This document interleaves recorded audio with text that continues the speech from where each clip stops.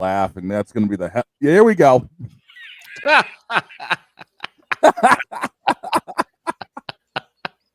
If only y'all were here for some of the pre-show B-roll stuff we've got going on. Yep. Yeah, like Droid nearly spitting out 100 gallons of caffeine when I mentioned the name Mitch Holthus. And Droid doing it to me first, mentioning the name Dan Miller, the voice of the Central Division champion Detroit Lions. Mm-hmm. Denny Matthews may be next. Huh? I knew that would get him. Let's go. Because, and why are we doing all of this? Because of everything that happened yesterday. Because yes, Lamar, it is you. It has always been you. It always will be you. Forever and ever. Amen. And yes, there's a story behind both of those graphics. Oh, if y'all weren't here for let's yesterday, go.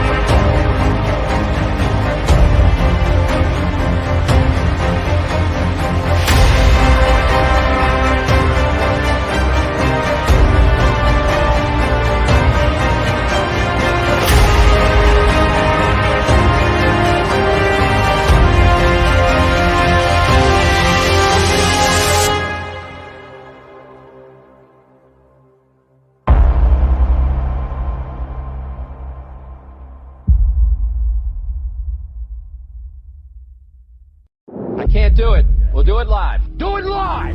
I'll write it and we'll do it live! Mister, will you please wake up, wake up, wake up, wake up, wake up?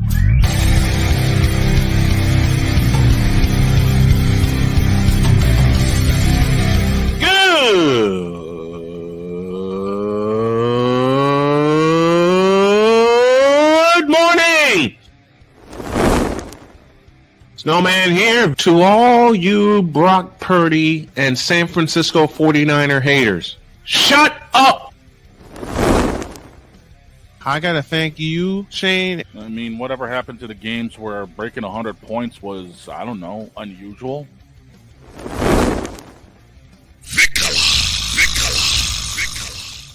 There was one word to sum up the All-Star weekend. Trays.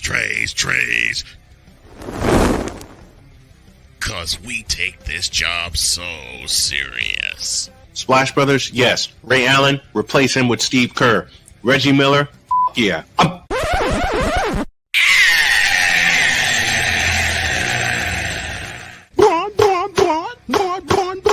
What in the all types of blue hell?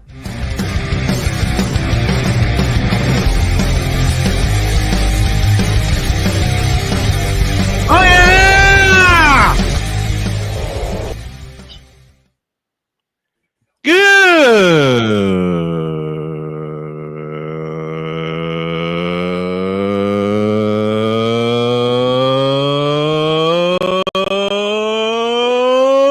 morning.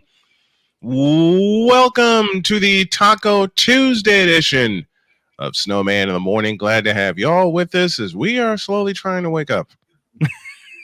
and it's nothing but chaos this morning, ladies and gentlemen. I don't know what you're talking about.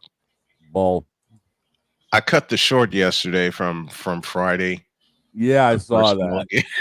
What I need you to do, sir, is get me Lennon's specific interviews so we can post it. What? The interview with Lennon yesterday. Lennon Barnes, photographer, Mizzou. What? What?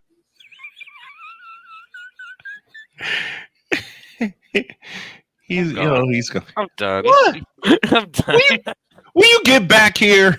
Ladies and gentlemen, this is. I know what you're talking. I know what you're talking about. Ladies and gentlemen, it's already turned into tumble anarchy around here. Yes, especially with the graphics we premiered yesterday. Dog hasn't quit yet, though. I'll see to that.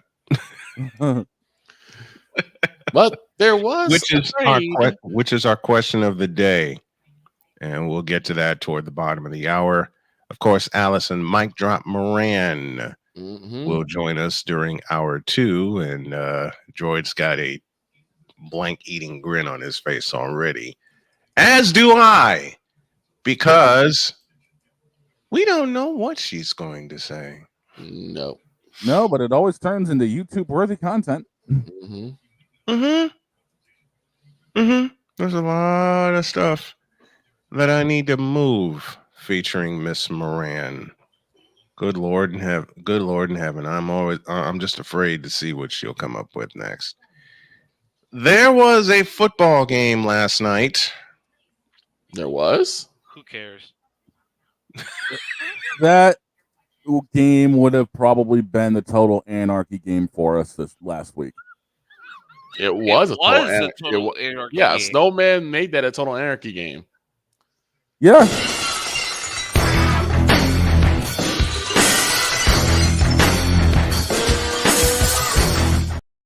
By God, it's Austin's music. By God, it's Austin.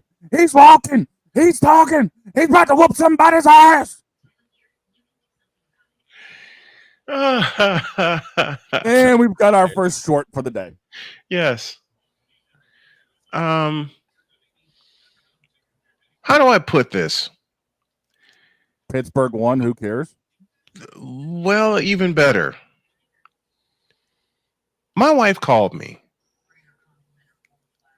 And she said, "Are you watching Monday Night Football?" And I said, "No." Her next response was YouTube worthy. "Hi, Pumpkin." When she said, "Good. You don't need to watch that bleep." Yeah. I mean, that was literally... That was my wife's word for word response. As always, Dr. K was right. I mean, it was nothing more than a big old pile of toilet bowl soup. It was. Don't disperse the toilet bowl like that. We had it on lobby while I was at work. Why? Nothing else for. It was a bowl of what, Droid? It was a bowl of MID. Mid. It was lower than mid. Because the Giants lost to a team that can't decide on a quarterback, which means pseudo Steeler fans are coming out the woodwork. Yes, they are. Are we surprised? And it started with me at 5:30 this morning. Uh-oh. With the first alert reading, and I quote, "Justin Fields is 6-2. What about it?" To the person who wrote that frivolity, do me a favor, will you please? Just do me one little bitty favor. Shut up. Because you're still a fan of Caleb Williams, for God's sakes. Before I go any further, this hour is brought to you by BetUS.com, where the game begins. Bye, Pumpkin. My question is, how can you say Justin Fields is 6-2 when Russell Wilson started the last 2 games? Come on, you know what the narrative is. I hope the Pittsburgh Steelers lose every single game from here on out. And I shouldn't say that aloud, but I'm saying it aloud anyway. Why? For the same reason I'm saying I hope the Bears lose every game from here on out. To shut everybody else up? Mm-hmm. This man wants anarchy, damn it. The fandom with the Bears, the Midwest Committee of Bear Idiocy. The Pittsburgh Pinheads? Yeah, that's a safe way to put it. Because if I put it any other way, I would have to use my soundboard. And I promised I promised my children I wouldn't use the soundboard today. Well, I hate to say it, Snowman. That's not going to happen. I know that. You know that. Because I see some projected wins in the favor of the Steelers coming down the pike. Yeah, there's a few of them, and two of them are from Cleveland. Okay. You know what? I really got the schedule up. Did Cleveland play Pittsburgh already? No, Cleveland's got and they them faced them twice, right? They faced them twice in 3 weeks.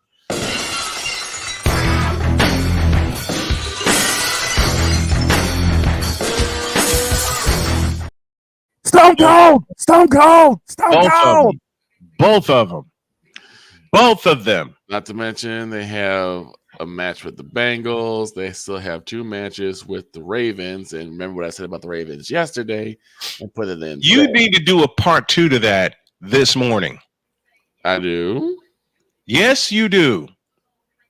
Okay. And I will tell you why. Why? 1, it's funny. Yeah. True. 2, I love when you go off because it comes out of left field. And 3, most importantly, you, my friend, didn't get your goal for Derrick Henry. No. Which was what? Tree fitty. I don't need to get like this monster no tree fitty. I'll give him $1.05. I want my tree fitty. Shut up, Shane. But I distinctly remember Victor Locke, and I'm totally not with it this morning. I distinctly remember Victor Locke, aka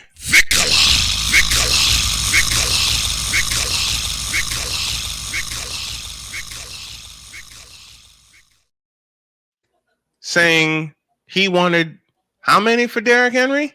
350. Mm-hmm. Instead, the Ravens played like booty, and the Cleveland Browns said, "You fool!"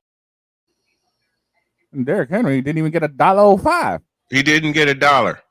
He didn't get more than 11 touches. When was the last time you've heard a premier running back like Derrick Henry having less than 20 carries? DeAndre Swift. That answer your question? There you go. DeAndre Swift. And DeAndre Swift is supposed to be a premier running back. Yeah. Which brings me to the Midwest Committee of Bear Idiocy, since we're wrapping up week 8. And we got a lot to wrap up about with week 8. Oh yeah, we especially later on, and I mean this playfully. Me and Droid are going to have a fight. Oh no. No, we're not. We're not. We're not. Yes, you are. No, we're not. Yes, you are. No, we're not. We're actually not. I'm just kidding around with him. But you know what? Screw it. Oh boy. Just plain screw it.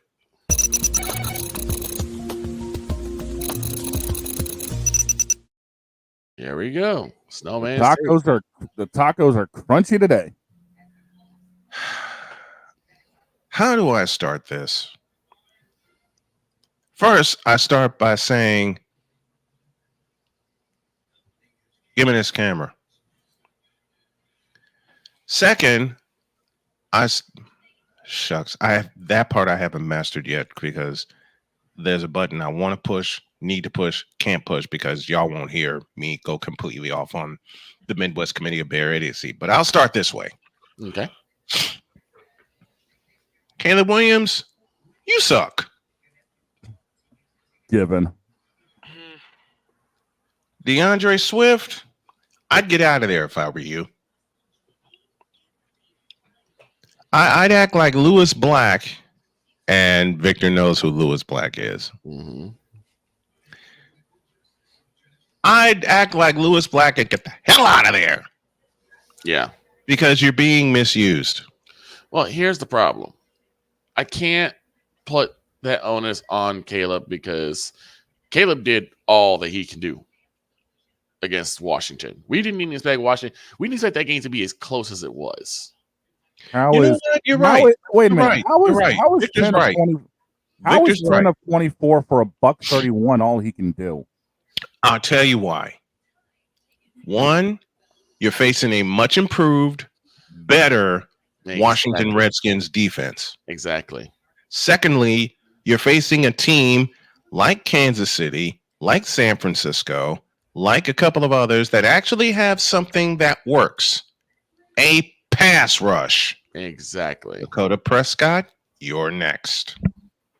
Oh, and by the way, DeAndre Swift went off 18 carries, $129 and 1 touch. Good. Including a 56. That'll be the last 100-yard game he gets. And also, this brings me to Matt Eberflus. Exactly. Or let me say this correctly.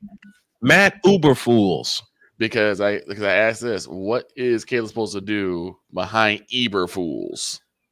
Hope to God his offensive line doesn't turn into mannequins. Matt Eberflus.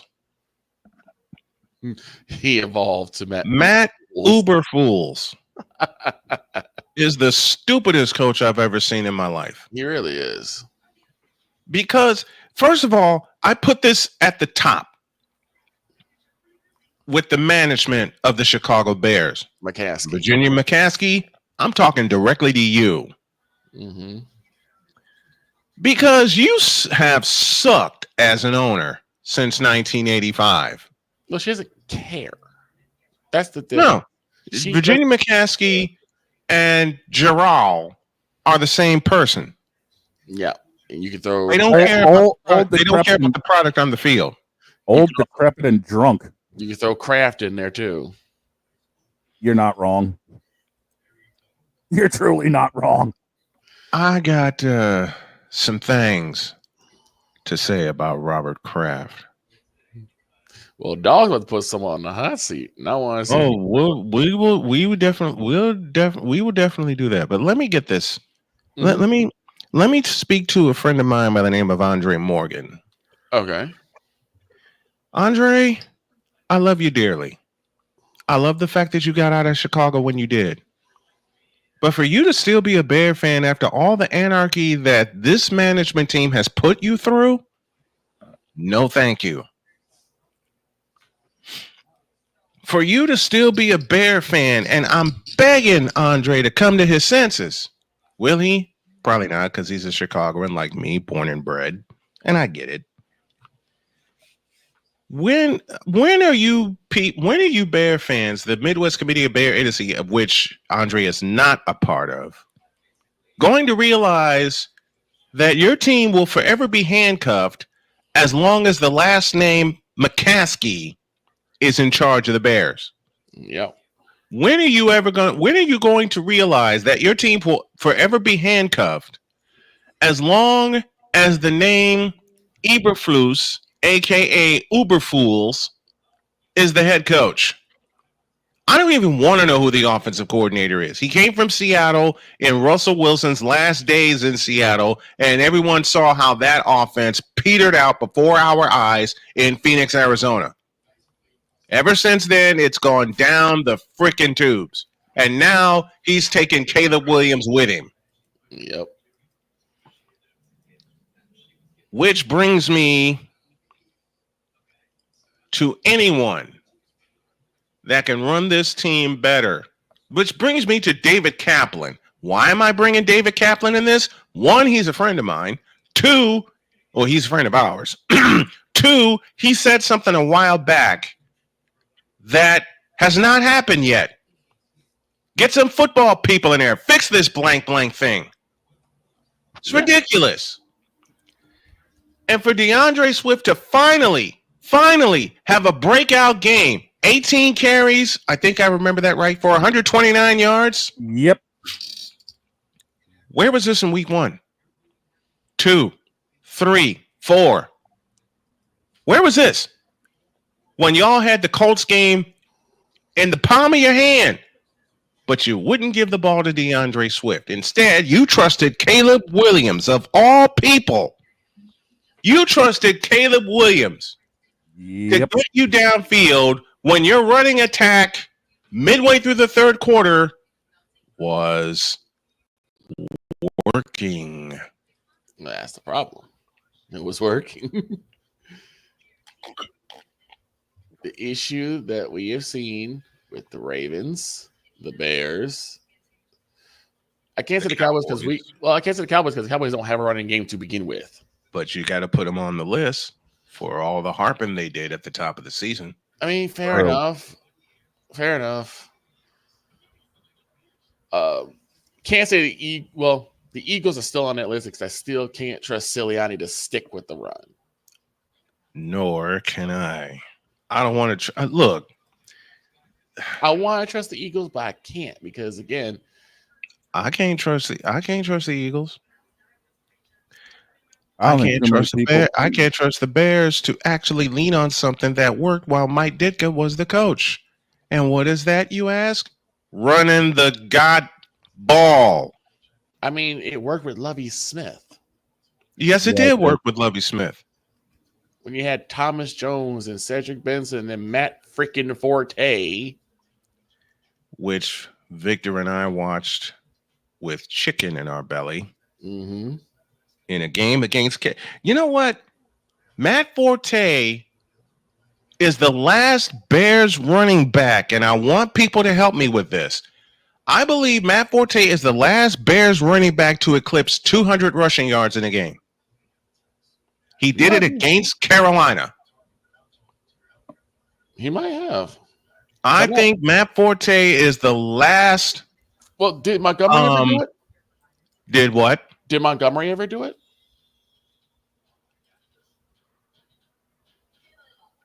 Because I don't know. I don't think Montgomery ever did. I do remember Forte getting 200. Yeah, it was against the Panthers in 2011. He went for 205. Is that the last time a Bears running back eclipsed 200? Yes, it is. I thought so. And so what does that say? Before that, Sweetness himself did it twice. Yep. And one of those games he had 275, which set a record at the time. Yep.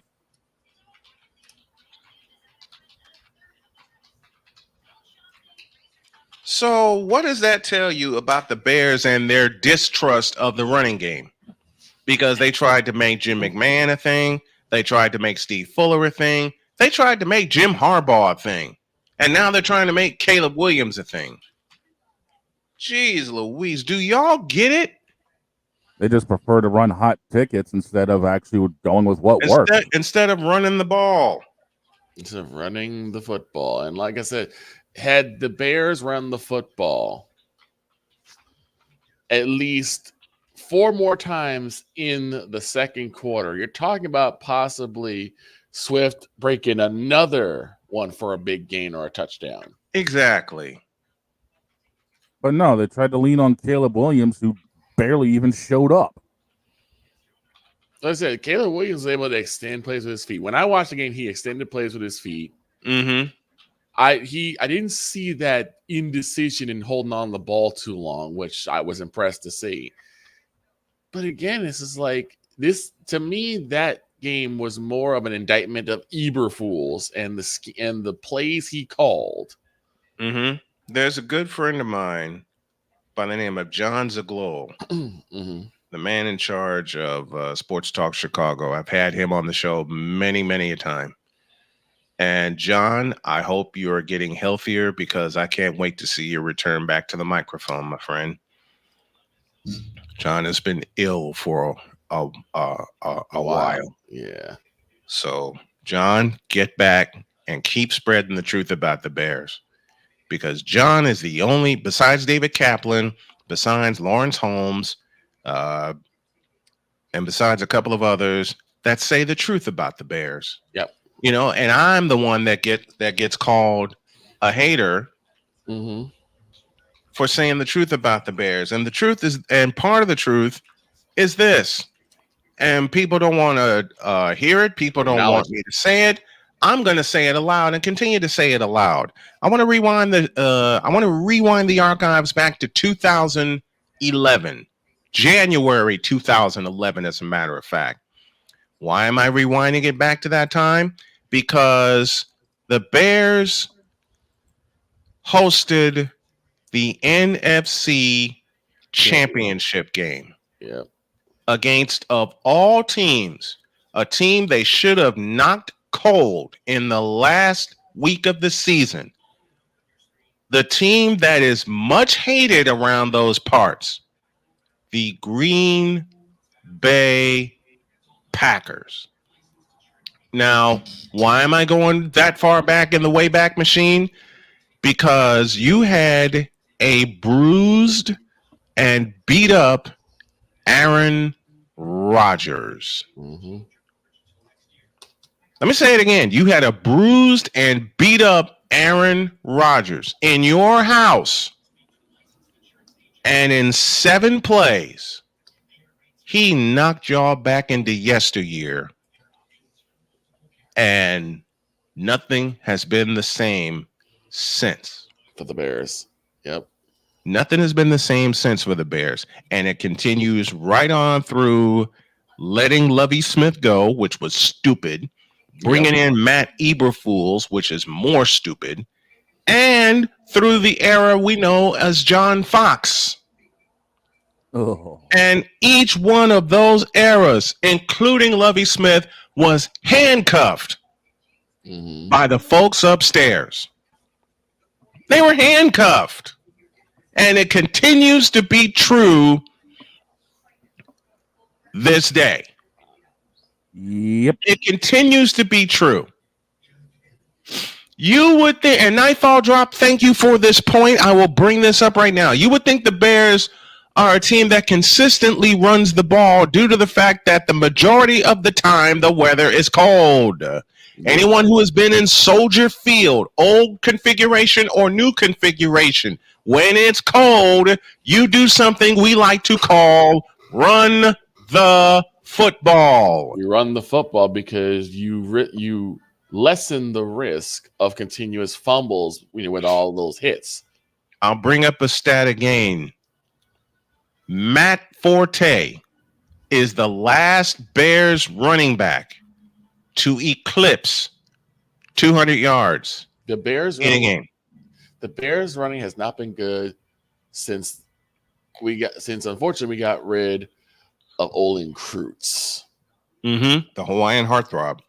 Meanwhile, a team like my 49ers, within that time, 2011 to now, has produced 4 that have rushed for 200 yards in a game.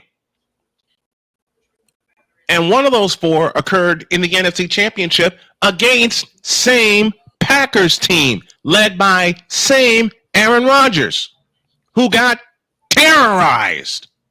Does the name Raheem Mostert mean anything to y'all? So until the Bears go back to their old philosophy, and even Mike Ditka was handcuffed for a long time. After 1985, they put Mike Ditka's hands behind his back and handcuffed. And I think until the Bears get back to that, until the Bears actually draft some offensive linemen that want to run the football, that want to run block, that want to do this thing called protect your quarterback and run the football. Because what's the best protection for a quarterback like Caleb Williams, like Brock Purdy, like Patrick Mahomes? You equip them with a running game. And the Bears have not had a consistent running game since Walter Payton retired. Well, when you have 1987. Well, when you have a mobile quarterback, attaching a run game to it does so much wonders. Pay attention, Lamar Jackson. Pay attention, Dak Prescott, because you two are mobile quarterbacks, but your running game is ASS. Mid. You want to know what the bad there thing were quite is? a few reasons, and to accompany Mike Falldrop's comment, there were many a reason why the Bears were called the monsters of the Midway. Offensively, they want to hurt you. Defensively, they want to hurt you. Overall philosophy, they wanted to bring a lot of harm. Well, and I have not seen the look in their eyes. I have not. Let me change my sentence. I have not seen that look in their eyes since 1985. Well, offensively, they wanted to hurt you. Defensively, they wanted to put you in the ground. They wanted to kill you. Oh, by the way, Chicago fans, just so you know, even New England has produced a 200-yard rusher faster than you have. And we did it in 2014. Jonas Gray. Jonas Gray. Yep. In fact, I'm inclined to say every team in the NFL since 2011 has produced at least one 200-yard rusher. Yeah. Lord knows the Chiefs have. Lord knows the 49ers have. Jamal Charles. Thank you, Droid. Jamal Charles. I might be reading this wrong, but I'm pretty sure Zeke has hit at least 200 since 2011. I'm inclined to think so also. In fact, nightfall drop again. The Bears need to get back to the old West Coast offense. And a shout to the godfather of said West Coast offense, the late, great Bill Walsh. It favored the run while executing short, high percentage passes. Let me say that again. Short, high percentage passes. Usually they were quick outs. Usually those were quick outs. And by the way, Vic, to correct you, Zeke never touched 200. I was reading it wrong. I said I might be. The last time a Cowboys running back had 200 in a game was on Halloween '93. Emmett. Yep, against Philadelphia. Against Philadelphia. I figure it's Listen, be true. Listen. Teams that do the old school West Coast offense, like the team that invented it in the 49ers, the pieces were in place in 1980 when they let Joe Montana take over the offense for an aging Steve DeBerg. Mm-hmm. It's a run game. Not pass all the time. Pay attention, Dakota Rain Prescott.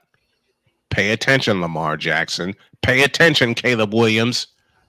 You leaned on a running game. Jalen Hurts. And I still don't trust Jalen Hurts. I'm sorry, JJ. I love you, but I don't trust Jalen Hurts. Sirianni's going to do something stupid to get him hurt, or he's going to do something stupid to handcuff that offense. That's a discussion for another time. But until the Bears decide to get back, how did John Gruden put it on a Bears 49ers game in 2012? Until the Bears decide to get back to a sinister run game where they want to put you in the dirt,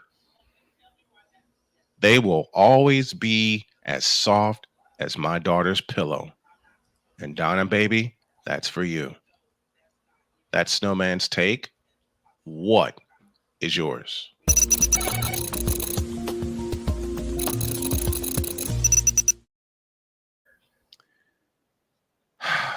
That felt better. And hopefully this will get the Midwest Committee of Bear Idiocy to show up. And as I say that, Michael's telling me this. Stop it.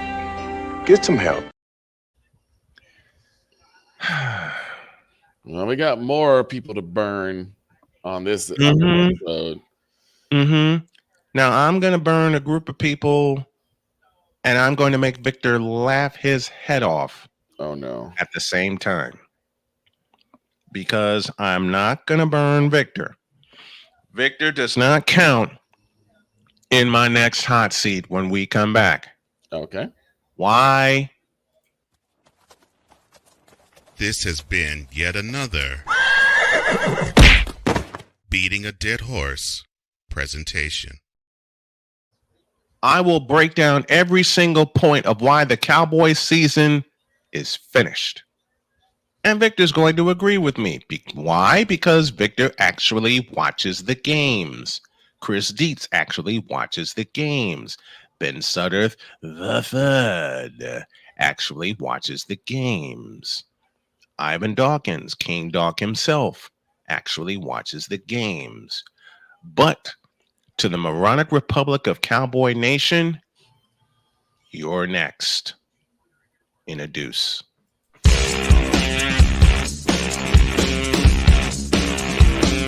This is Snowman in the morning.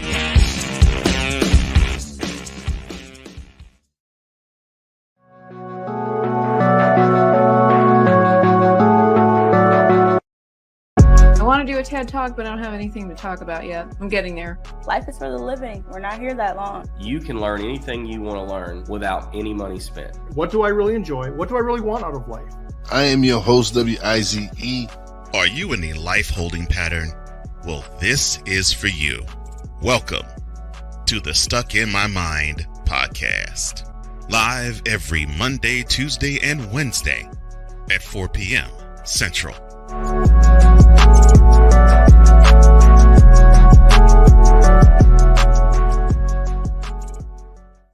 Whether it's news, the largest egg producer finds bird flu in chickens at a Texas plant, weather, devastating tornadoes rip through the heart of the United States, inspiration, a breast cancer survivor completed the journey of chemotherapy, and now begins a future one of matrimony, or sports. Michael Jordan is shown on a photo with Diddy. LeBron James has a video extolling the virtues of a Diddy party. This has been yet another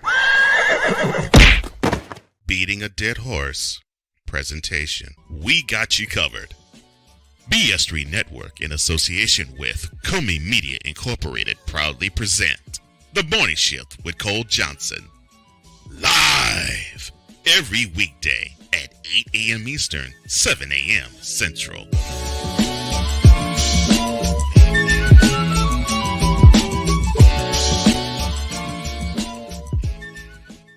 Whether it's the men's college game, the way that this season has been going, yeah, anything is possible. The women's college game, and how passionate Angel Reese was at that press conference, they got their mojo now. The WNBA, AJ Wilson on Twitter 1 and 2, followed by Brittany Griner, Aaliyah Boston, Jackie Young, or the NBA. The Lakers had a 0.8 chance of winning. And then what happened in the fourth quarter? LeBron James by himself outdid the Clippers. You will get any and all of the information right at your fingertips or your earlobes. Join the Playmaker as he breaks down all things basketball in Shooting Lights Out on the Playmakers blog, network, YouTube channel, and where you can find podcasts.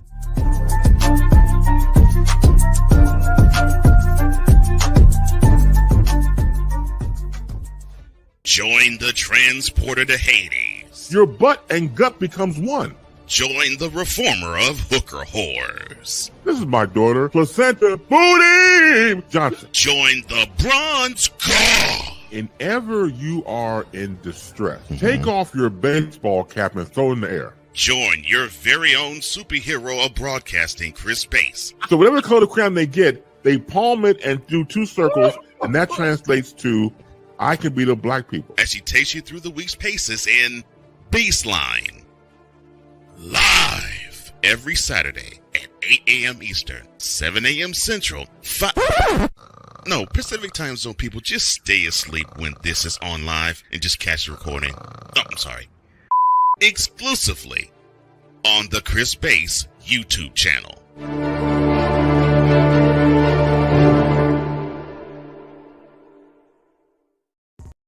Mister, how do you operate this Twitter thing or this Instagram thing or whatever the heck? You're supposed to know all this stuff. Anyway, welcome back to the show.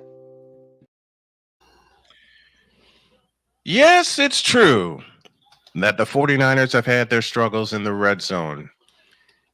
But yes, it's also true that Sunday was their get-right game before the bye. And yes, it's also true that the moronic republic of Cowboy Nation keeps singing...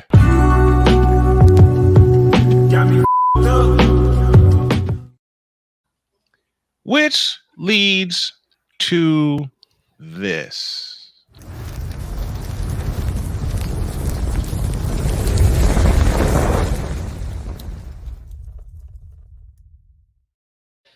Again, thank you to the EP of all EPs, our executive producer, Mr. Cole Johnson, for directing me to some weapons.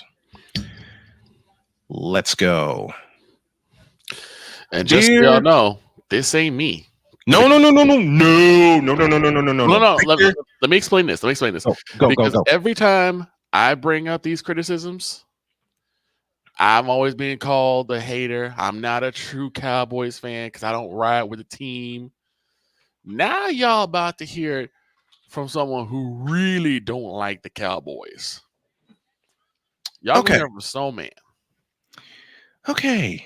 Gather round the campfire. I got the hot dogs and marshmallows. You just bring the propane.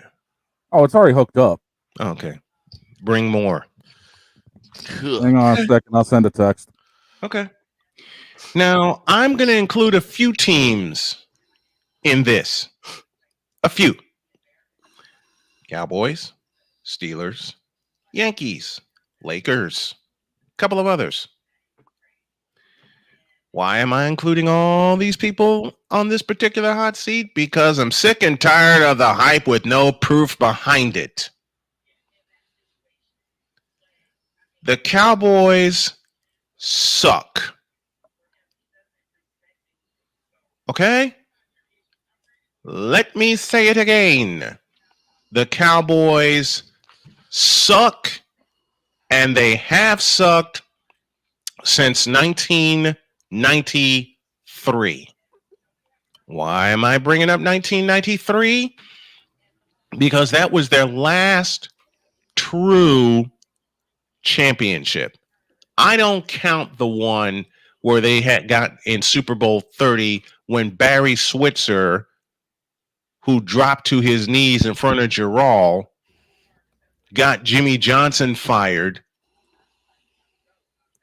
and basically took over a team that Jimmy Johnson put together, which led to a 35-year feud.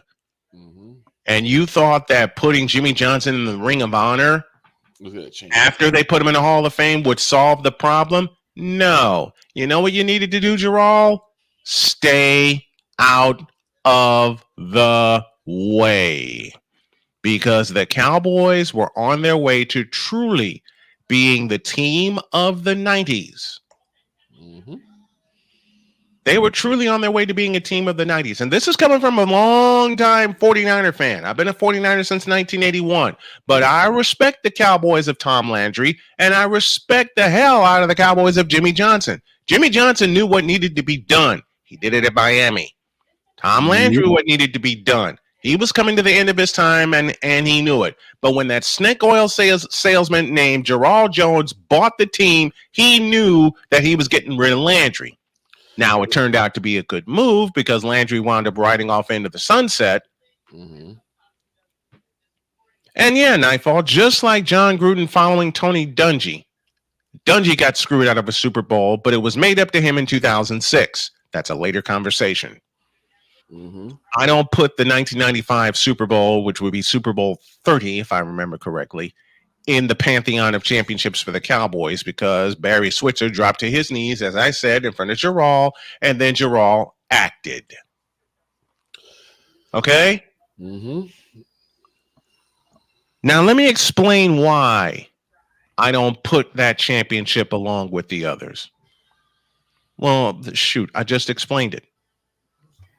Yep. Barry Switzer was riding the coattails of Jimmy Johnson, which should tell you how bad of an NFL coach Barry Switzer was.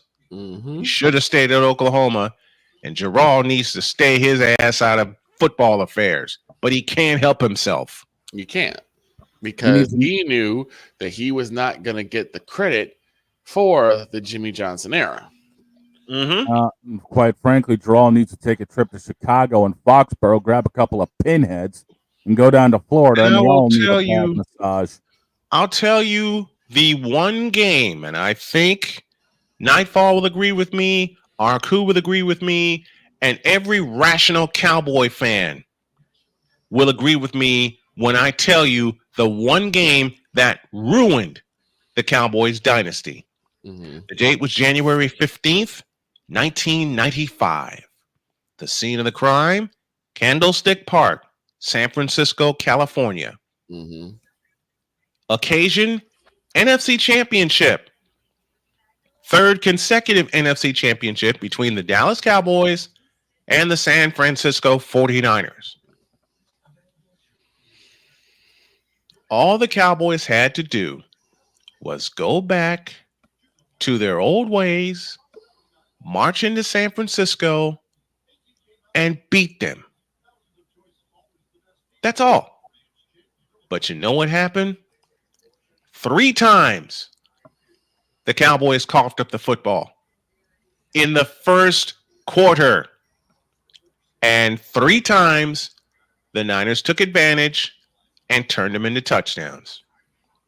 And the play that started the avalanche of misery for the Cowboys that started on January 15th, 1995 and continues to this day was the 44-yard interception return by Eric Davis. He was looking for Jay Novacek out in the flat, and Eric Davis flattened him. Mm-hmm. That started it. And it continues to this day through every quarterback, save Troy Aikman, that the Cowboys have had. I mean, hell, once upon a time, Quincy Carter was called upon to be the Cowboys quarterback. Hell, once upon a time, Drew Bledsoe was called to be a Cowboys quarterback. Come on here. I'll give you another significant. Hi, Pumpkin. I'll give you another significant day in the downfall of the Cowboys empire, downfall of the Cowboys dynasty. I want to go back to 2000. Sunday Night Football, featuring the New York Football Giants. All the Cowboys had to do was hold serve at home. You hold serve at home in Texas Stadium, you prevent the Giants from winning the division, you prevent the Giants from having home field advantage throughout the playoffs, which they would get the following week. And you have a little bit of respect. Instead, the Cowboys choked. I'm not even going to be nice and say surrendered. The Cowboys choked a 13-0 lead and lost the game 17-13. That was during the rise of Tiki Barber and company. Mm-hmm. Now, many a member of the Moronic Republic, I have to be specific here, will call me a hater because of all this I'm saying about the Cowboys, saying you don't know your history. Oh, no? I can tell you that those games were featured in the downfall of the Cowboy dynasty. I can tell you that many others beyond that, including not one, but 2 trips to Carolina. 2 trips to Carolina.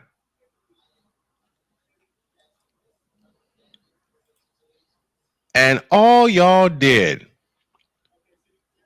in those 2 trips to Carolina, one, you didn't even score 20 points in either game.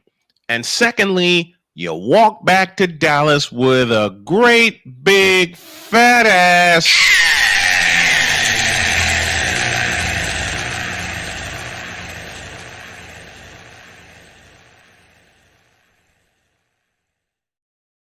Bonus game. Nightfall, I'll answer your question. What year was that Jake Plummer and the Cowboys dropped the Cowboys from the playoffs? The year was 1998. Jake Plummer and the St. Louis/Arizona Cardinals went into Dallas and socked them in the mouth. All I'm doing is presenting the facts. Lord knows I have many an opinion. Okay? But when you look at the straight up facts, the Cowboys have not been the Cowboys since 1993, and they nearly choked that year away. Thanksgiving Day 1993, anyone? Huh? Oh, y'all don't remember 1990? Y'all don't remember Thanksgiving 1993? Well, let me throw a name at you. Does the name Leon Lett mean anything to y'all?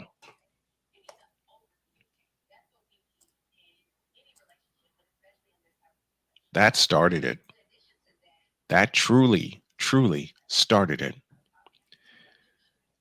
And as you heard Shane say in the last segment, and while I'm roasting the Cowboys here, the Cowboys have now had a 200-yard rusher since Halloween 1993. His name, Emmitt Smith.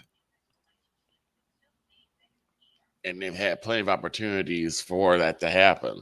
You had Marion Barber, for God's sakes. Okay? You've had many a running back go through that facility. You had DeMarco Murray, who led the league in rushing once upon a time. Okay? I can point out all the games that I can, and everyone led to the downfall.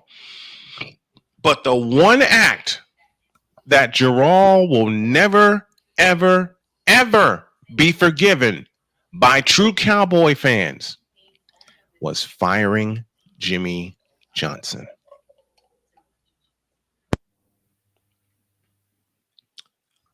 Oh, y'all didn't hear me. I'll say it again. The one mistake that Gerald did, and his team has not been the same since, he fired Jimmy Johnson,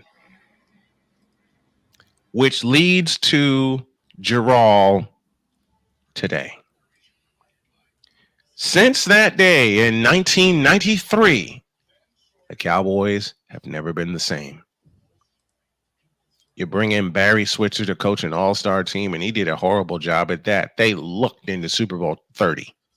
They lucked into it. Why? Because the Green Bay Packers took out San Francisco at Candlestick Park.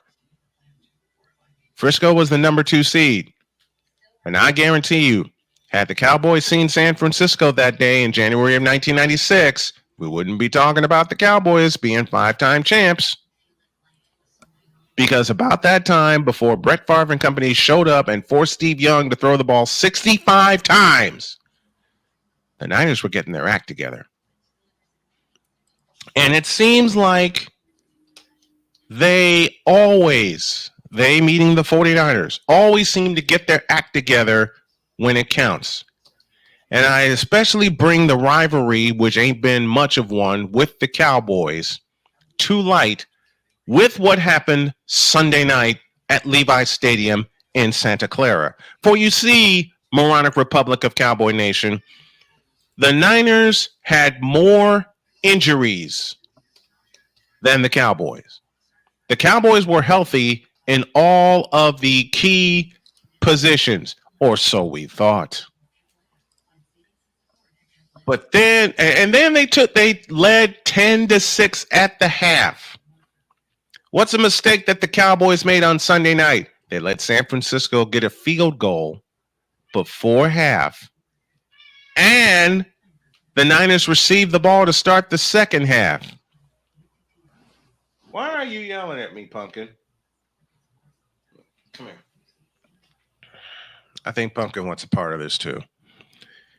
They let San Francisco get a field goal before the half, and the third quarter, to start the third quarter, a 43-yard completion to George the Animal Kittle. That started the avalanche.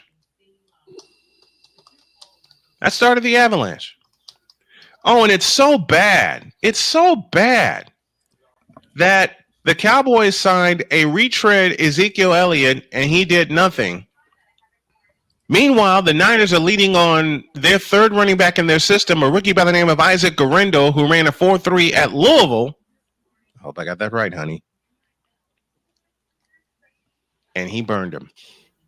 14 carries for 85 yards. And a stat that Dog brought up yesterday. The Cowboys, as a committee, rushed for 56 yards. Now, how many rushing yards Brock Purdy had Sunday night? 56 by himself. And to borrow from my homie, the playmaker, Brock Purdy by himself beat the Cowboys.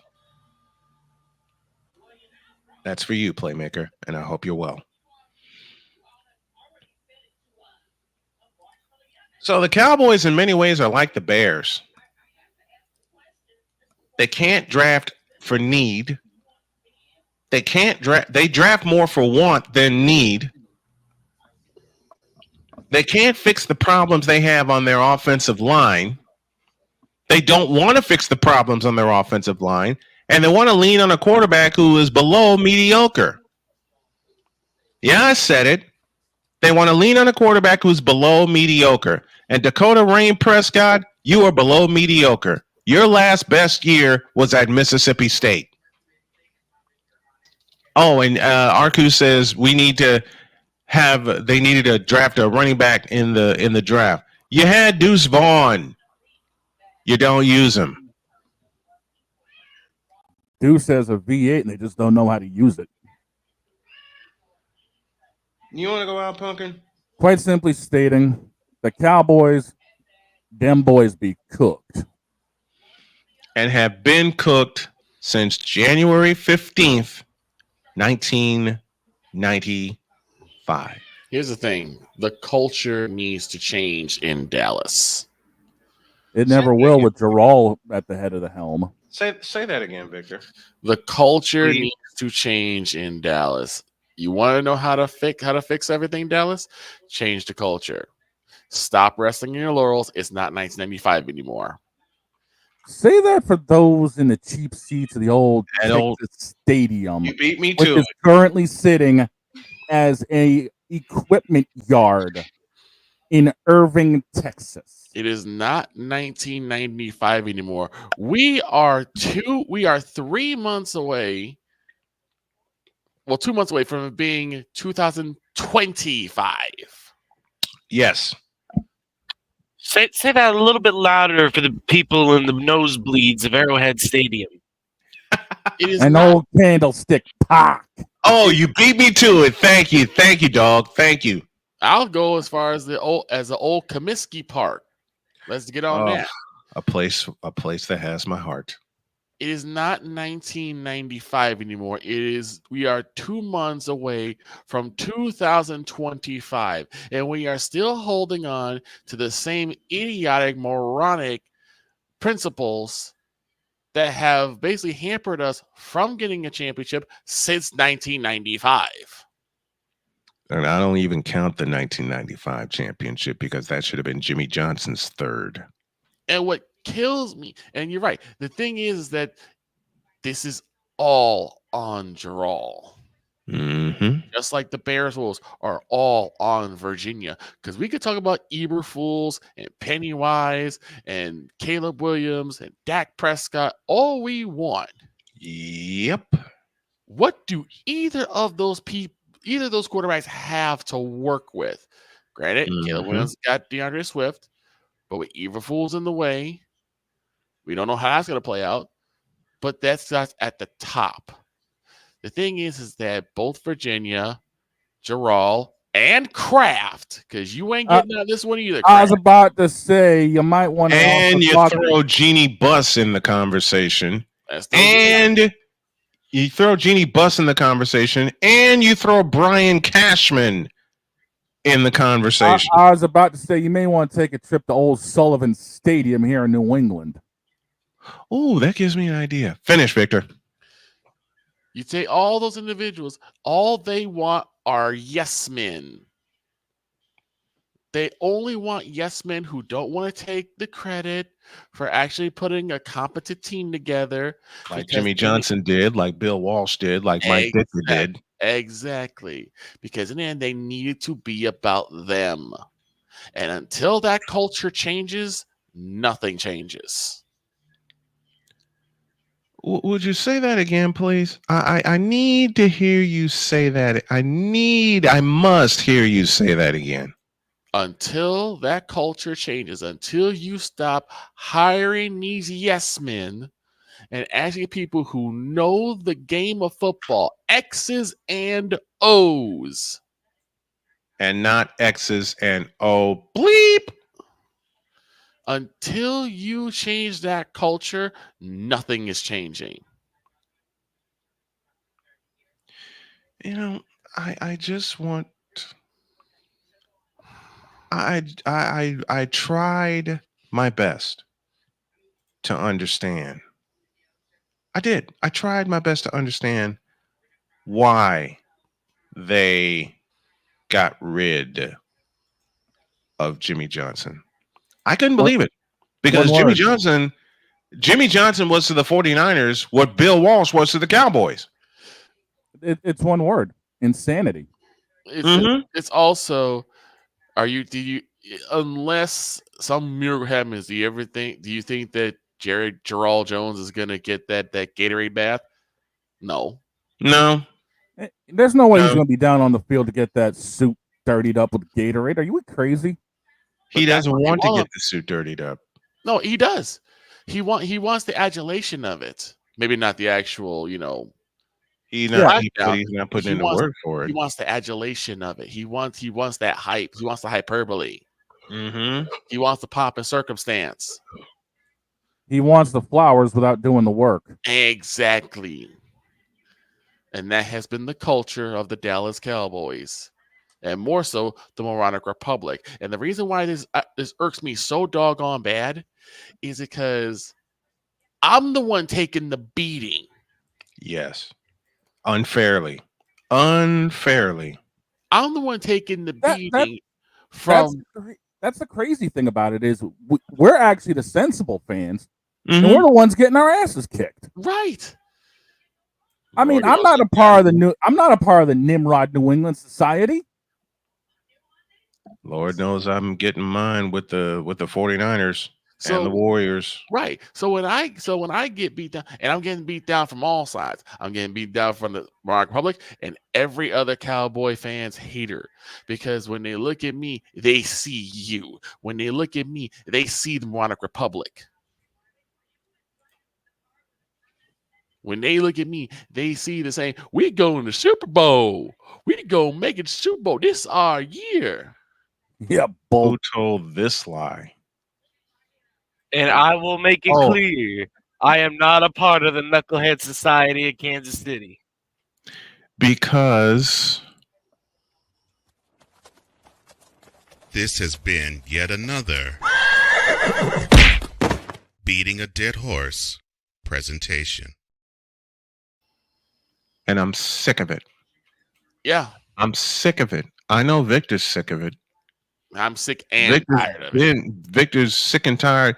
All Cowboy fans, true Cowboy fans. And Jerry wouldn't let Parcells pick his guy for his team to work. Absolutely. Jets did the same thing to Bill Parcells. And in a couple of ways, so did the Patriots. I was about to say, yeah, we did the same thing. What are we talking about here?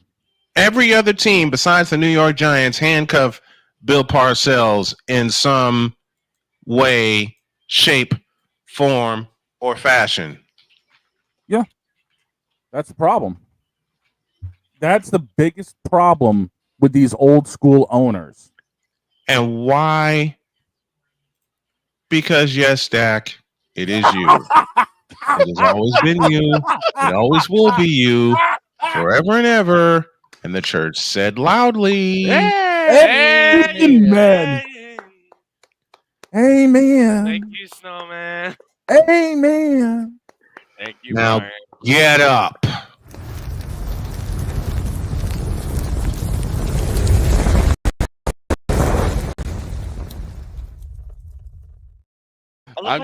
Now that's a way to lead I into love how you halftime. picked the most depressing photo of Dak, too. I'm going to use one of Snowman's lines. Pardon me while I stand and applaud. We've hit halftime, ladies and gentlemen. Back after the half.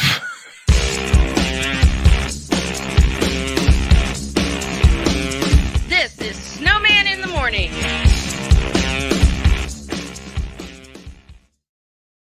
Whether it's the men's college game, The way that this season has been going, yeah, anything is possible. the women's college game, And how passionate Angel Reese was at that press conference, they got their mojo now. the WNBA, AJ Williams on Twitter 1 and 2, followed by Brittany Griner, Aaliyah Boston, Jackie Young. or the NBA. The Lakers had a 0.8 chance of winning. And then what happened in the fourth quarter?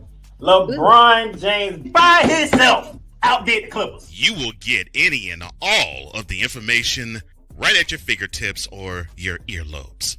Join the Playmaker as he breaks down all things basketball in Shooting Lights Out on the Playmakers blog, network, YouTube channel, and where you can find podcasts.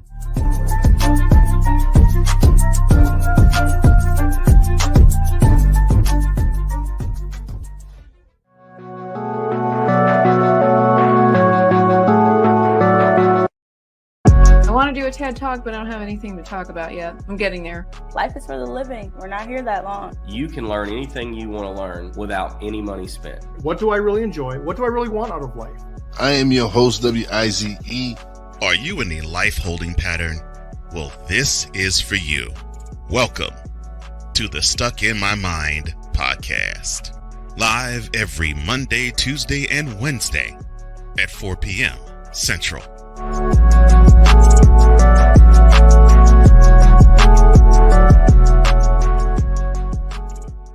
Join the transporter to Hades. Your butt and gut becomes one.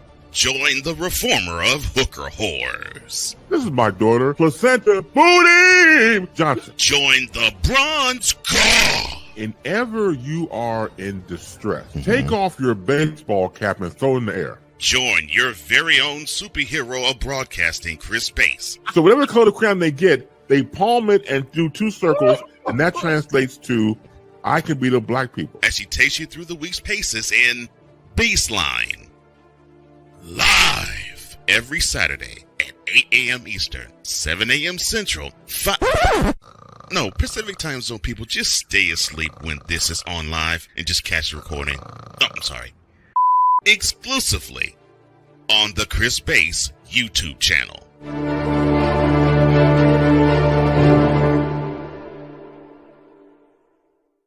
Here's an important message from the Diabetes Solution Center. Do you like pricking your fingers to test your blood sugar levels? No one does, but it's important to maintain your health. And now, by wearing a small remote device called a continuous glucose monitor, or CGM, you don't need to prick your fingers anymore. It's easy to use and helps you make more accurate diabetes treatment decisions. If you are testing your blood sugar 3 or more times daily, injecting insulin, or using an insulin pump, call the Diabetes Solution Center right now. And if you have Medicare or most major insurance coverage, you may be able to get a new CGM at little to no out-of-pocket cost. Shipping is free, and we'll even bill your insurance company for you. If you are testing your blood sugar 3 or more times daily, injecting insulin, or using an insulin pump, call the Diabetes Solution Center right now to learn how to end the painful finger sticks and get your own continuous glucose monitor, or CGM, at little to no out-of-pocket cost. SeatGeek is the ticketing app for fans like Boomstick Lady. No free throw is safe from the roar of her sticks. SeatGeek helps her find a seat in the direct eye line of the shooter so she can sit where her boomsticks make the biggest boom. Everybody okay? SeatGeek handles the tickets to sports, concerts, and more, so fans can fan.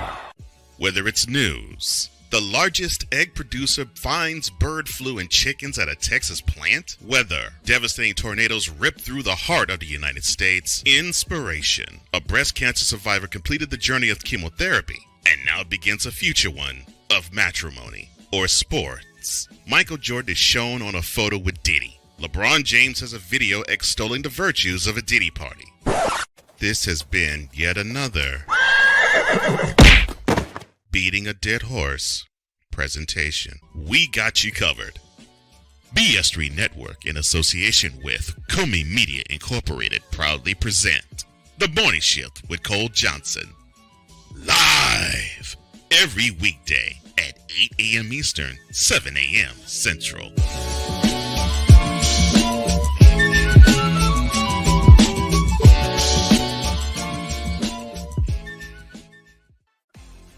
Willingham.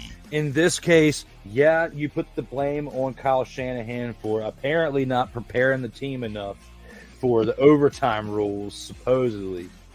Cole Johnson. Peyton was considered a winner, and he was the darling of all darlings for Gerald. With a special appearance by Tyrone Alizé McDummy. Ain't nobody calling me. Text delete.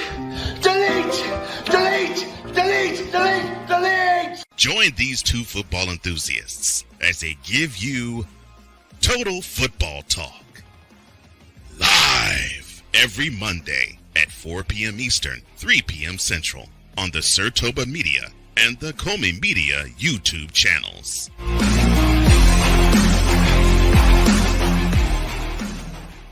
Mister, how do you operate this Twitter thing or this Instagram thing or whatever the heck? You're supposed to know all this stuff. Anyway, welcome back to the show. Oh, jeez. Droid gave me the idea for that last graphic. That is awesome. So during halftime, I did a thing. Oh, hell. What now? Uh-oh. What? The hell'd you do? We're going to have the Yes, It Is You list. Yes, I think we are. Whatever are y'all talking about?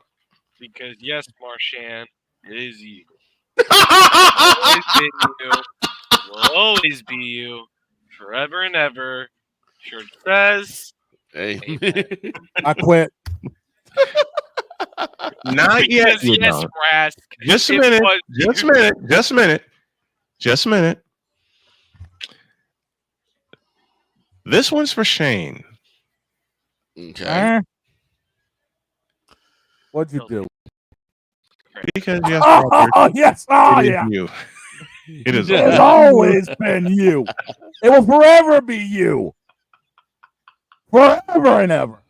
And the church rose as one and said, Amen. Oh, hallelujah. We gonna have a party on Sunday. Hallelujah. Oh, the dog's about to burn somebody. All right, let him have it. Let him have it, Shane.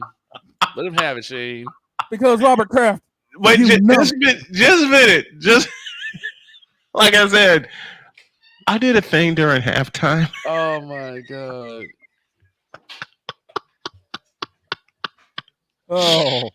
Oh gosh.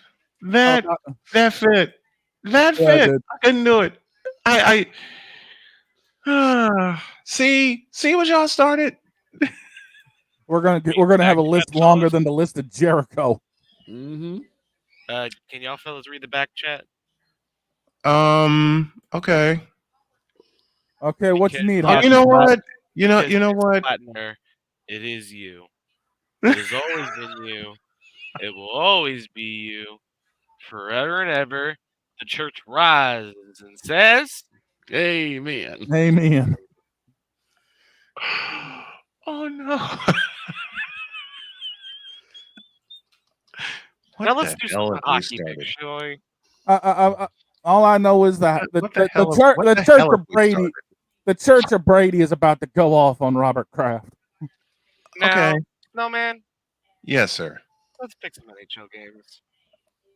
Do we have Why? a full boat tonight? We have 1, 2, 3, 4, 5, 6, 7 games.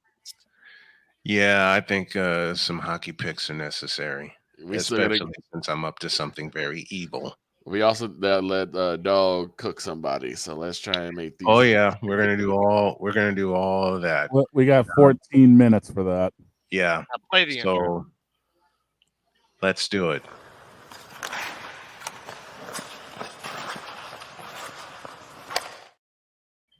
Remember, folks, Go, these Droid. odds are presented by BetUS.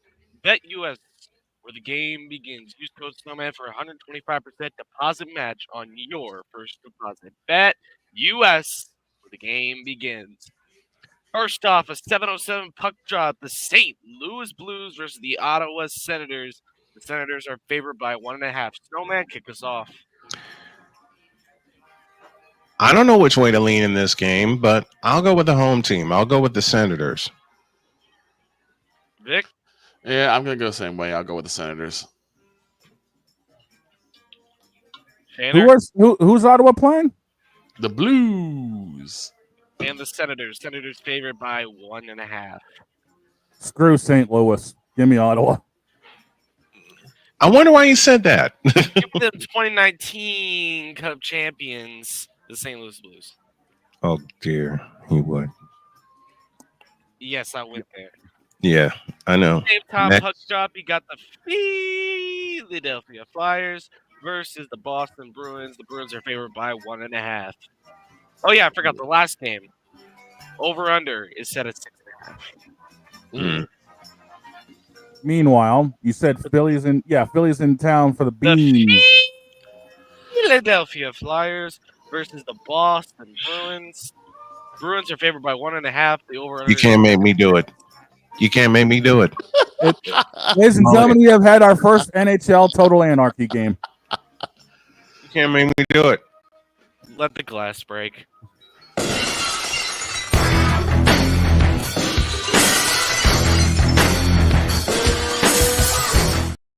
Stone Cold! Stone Cold! I know I'm gonna get my head kicked in. Oh, but why? Nick. I will actually go ahead and take it. I'm gonna take the home team. I'm gonna take the Brew Crew. Droid, just make I your already pick. know where Shainer's going. You don't even need to say anything. Mm-hmm. You don't even need to say a damn thing. So where are you going, Droid? I'll make it a somewhat sweep and go with the Bruins.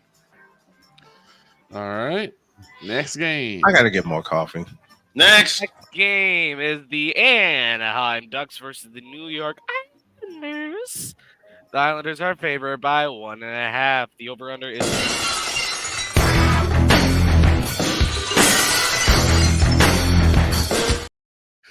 Stone Cold! Stone Cold! Two in a row. What's wrong with this one? Snowman? Islanders. Then pick the Ducks. Simple. Pick quack quack. Yeah, I'm gonna say quack quack quack. I'm going with the Ducks. Listen, I don't care about either of these teams. I'm just picking to make a pick. I'm just here so I don't get fined. Marshawn Lynch. Okay, beast mode. I was about to say that's all that Kyle Busch used that line too, and that's the way I feel about this game. I'm just here so I don't get fined. Mm-hmm. Yeah, I'm gonna say quack quack quack. Go the Ducks. That's Islanders. All right, just please pick the team. I don't even care. I did. You picked Total Don't Anarchy. play the glass shattering. Okay, I won't. Next one. I'll pick quack quack because I picked Oregon. I might as well pick their little son. Their Anaheim cousin. I might as well pick the son-in-law, the Anaheim. Right. Man. Next up is the Seattle Kraken versus the Montreal Canadiens. Crack. The Seattle Kraken are favored by 1.5. Over/under is set at 60. Odds are even. Not anymore. They're not. Seattle. Release the Kraken. Exactly. So I got. I said screw St. Louis a while ago. I'm going to say Montreal.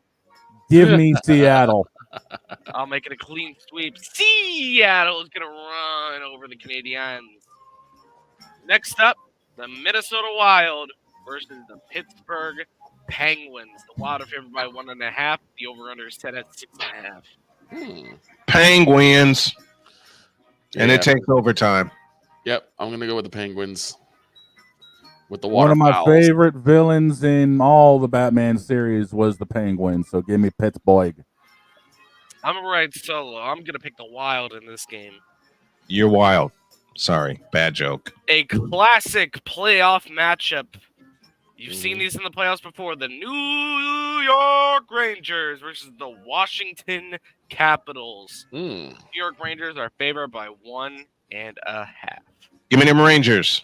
Yeah. Give me them Ranges. I'll go with the Rangers. in honor of Mr. Wise El Jefe. Wise El Jefe, I'm picking the Rangers and Shesteskin to do the deed.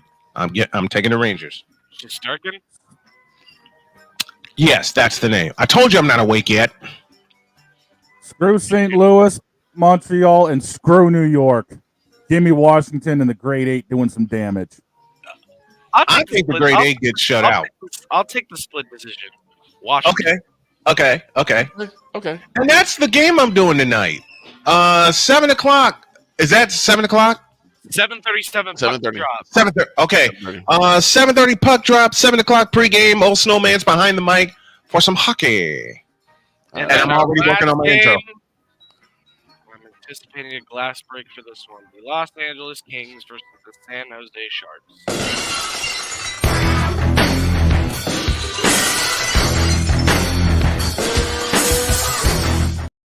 Stone Cold! Let's just all take a mulligan on that game because both teams suck. Yeah. All of us take it. I'll fix this for you, Joey. Actually, the Kings are 5-2-2. The Sharks are 1-7-2. The Mulligan City. Mandatory. I can't do it. I can't do it. No, I'll actually go with the Kings. Shane? Okay, fine. I'll do the same. I'll go with the Kings. Sweep it. I'll sweep it. The Kings are going to run through San Jose just like how Chicago did to San Jose last year. Mm-hmm. Yes, indeed. Those are by Bet US, where the game begins. Use code Snowman to get a 125% match on your first deposit. Bet US when the game begins. We actually did hockey. Okay. You believe that? And you we still got 6 minutes. Shut it. Hey, we got 6 minutes to kill. Yeah. So to kill those 6 minutes, where is it? Yes, Robert Kraft, it is you. It has always been you. It will forever be you and your asinine moves. Forever and ever, and the church rose and said as one. Amen. I added a little flash to it. And now I will do something for Shane. Hey, Robert Kraft, have a seat.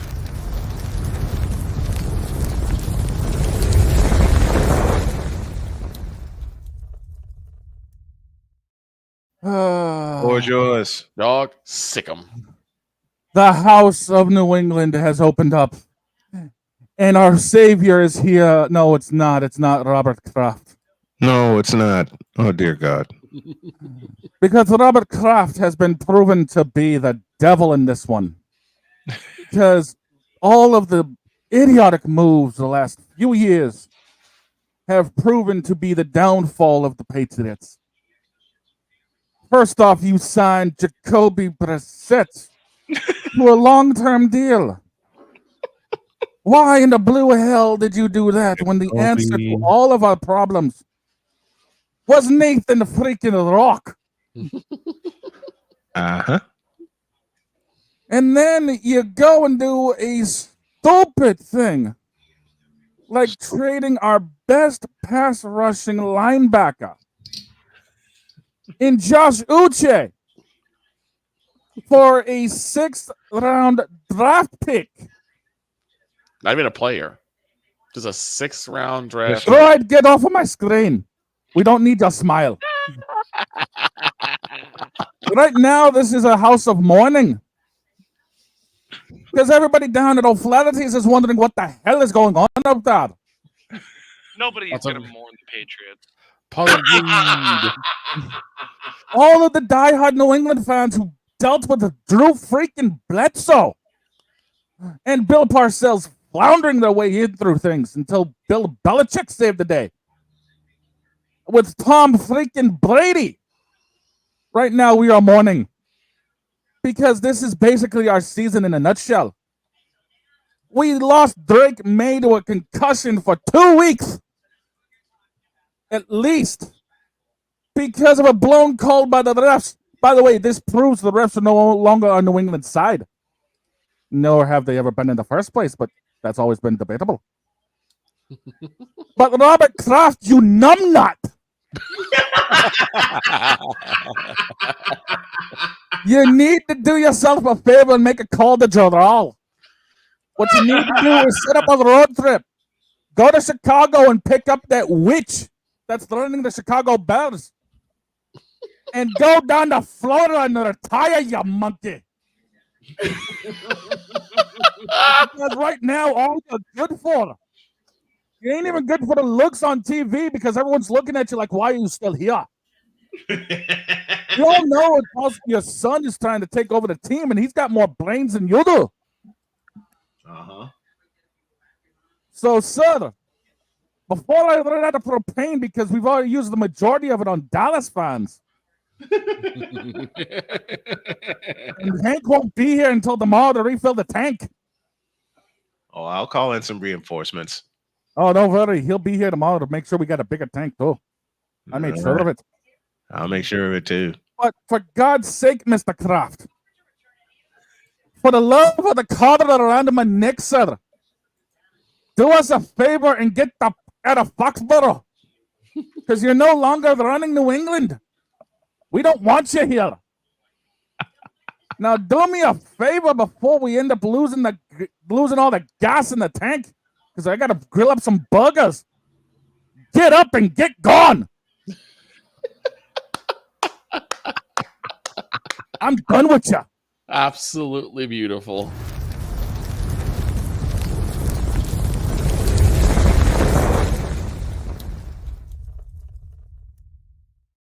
Now that is bloody delicious. Delicious. We got a break. And then Mic Drop Moran drops by because there's a new league in town. And guess who they're trying to lure? I think Alison will have a hot seat of her own. Dear God in heaven. Oh. Back in a deuce.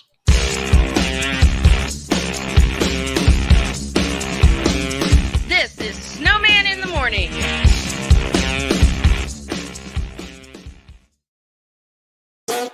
The original Think Drink is back. Level up with proven ingredients formulated to crush your competition. No gimmicks, no jitters, no messing around.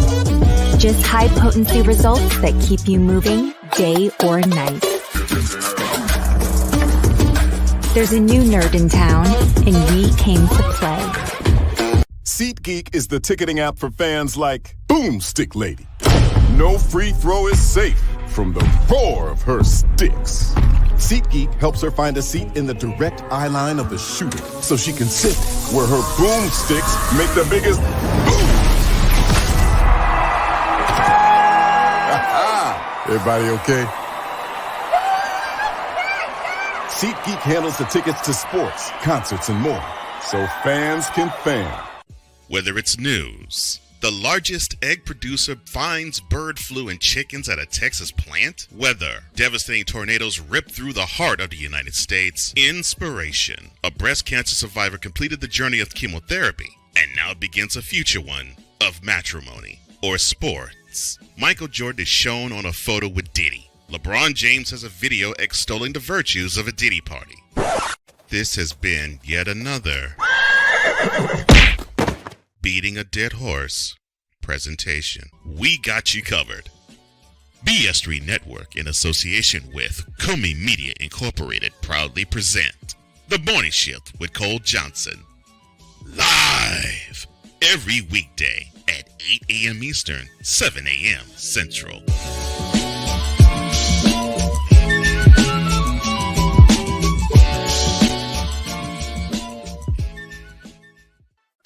Drew Willingham. In this case, yeah, you put the blame on Kyle Shanahan for apparently not preparing the team enough for the overtime rules, supposedly.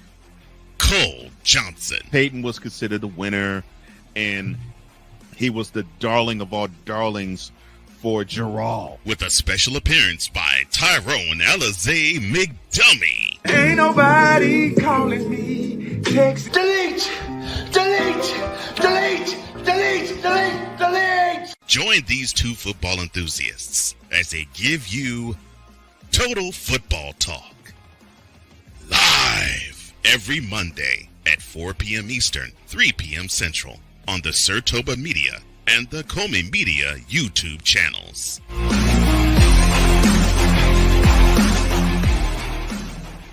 Nerd Focus.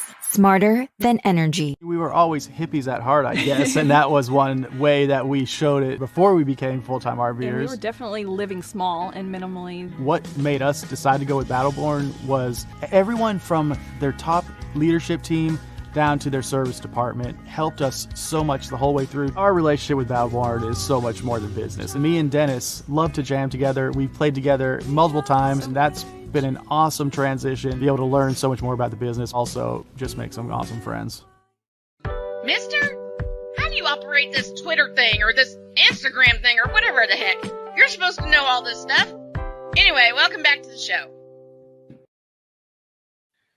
Ah, my beauty. Dr. K bringing us back from break. I'm still dying over here. You! Right? You! I laughed my head off for a full 4 minutes when we were in break. The Irish You know, the Irish pasta. The Irish pasta. Okay, that's about to become a freaking segment. Yes, it is. Irish accents for Scottish is funny. You know what? It's a combination.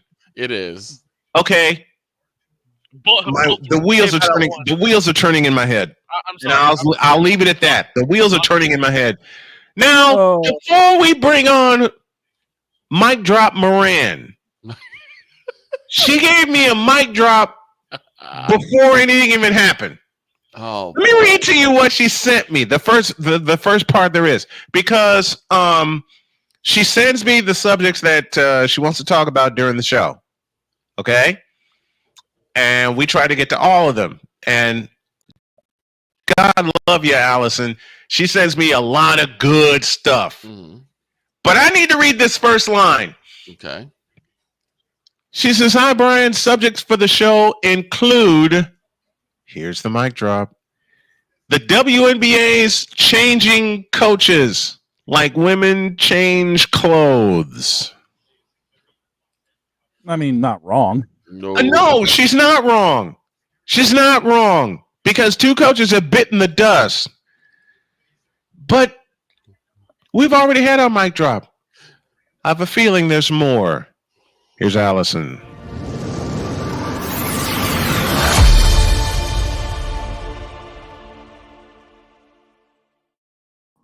Good morning, my dear. How are you today? Good morning, Brian. I am great. How about you?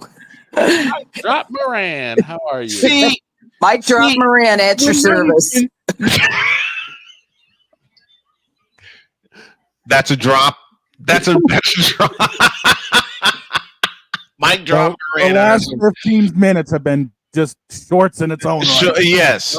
Okay, I'm going to start in reverse, because there's a new 3-on-3 basketball league. Mm-hmm. Unrivaled, I think it's the name. That is the name. Of current WNBA players. It's scheduled to begin in January.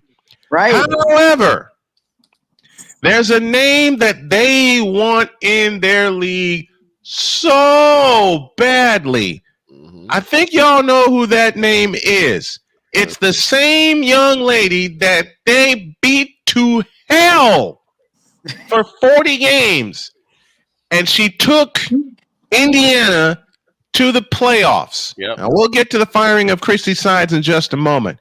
But Unrivaled will not survive one winter, Alison, if they don't lure Caitlin Clark. And boy, are they trying. You're right. I will say, this is a 3x3 league, 3x3. Not sure what they're calling it this week, but the thing about it is that it's a league that was founded by players, was founded by Nafisa Collier and Brianna Stewart. and it's big money. They got big investors in the league.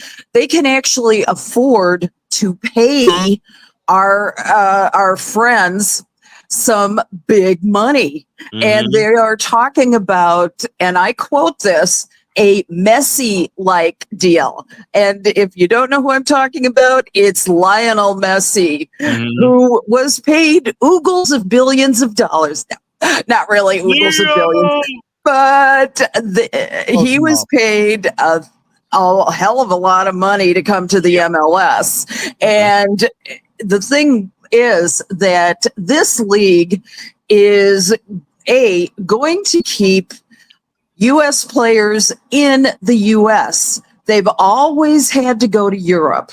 They've always had to go overseas to get money to play the game that they love, and B, make sure that they can afford their lifestyles.